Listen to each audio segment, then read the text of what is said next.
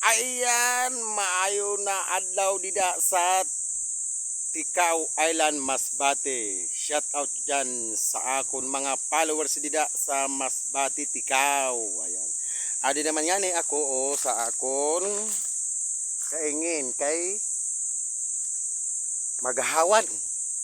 Maghahawan ako dito sa akin kaingin kay magaw maapikin na ang tag-ulan ay makapagtanim sin mga gulay-gulay kay kakamalmahal sa mga gulay didi sa bansa ng ini sa bansa ng ini ngani ay adi ngani ako sa ibang bansa.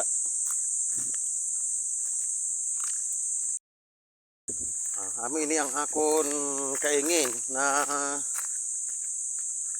dugay na ina akon gintatanuman ini na area sini ito ang gintatanuman ko sin mustasa at saka saka pechay. Ayan halapan pang akon pagtatabasan. Ayan ay ba't hindi pala nila maintindihan, Tagalog na lang.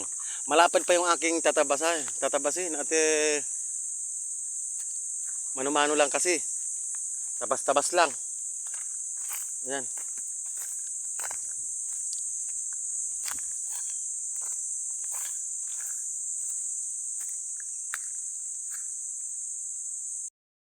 Panahon kasi dapat talaga magtanim kasi sobra ang mahal ng gulay, mga idol. Saka pag hindi ka talaga gumawa ng paraan o magtanim, talaga mababaong ka sa utang. Katulad ko, baon sa utang. Kaya ayoko naman mabaon sa utang kasi wala nang pag-uutangan, wala nang magpapautang. Kaya magtanim na lang tayo ng gulay.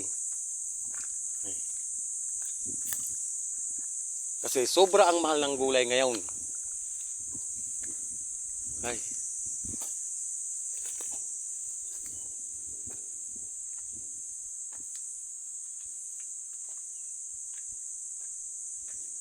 Kasi ako may trabaho nga. Marami naman utang. Kasi ang trabaho natin kasi ay talagang pagkain lang. Minsan, nakakapos din sa pagkain. Diba? Namunga ng aking mangga. Ayan na nga ni mga idol at magpaparingas na nga ako ng apoy at magluluto kami ng ulam ng umagahan. Bago ko magtrabaho ay mag-aalmusal muna. Ito na nga mga idol at maghihimay tayo ng bulaklak ng katuray. Yan ang aming ulam na umagahan. Iabra lang po namin to mga idol.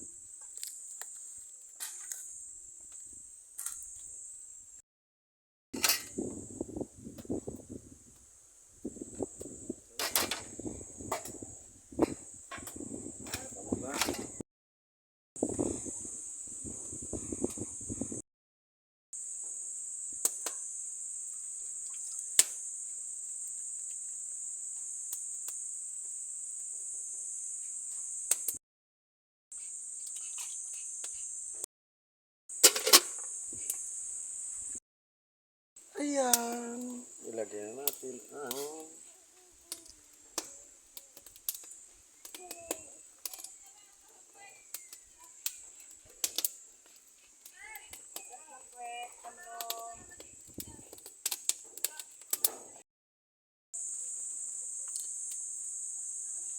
ayun na bulaklak ng katuray.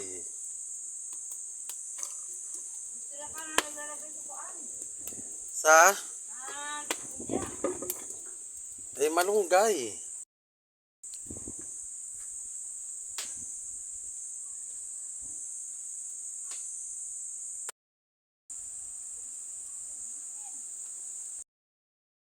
Kasi ng ulam niya mangga.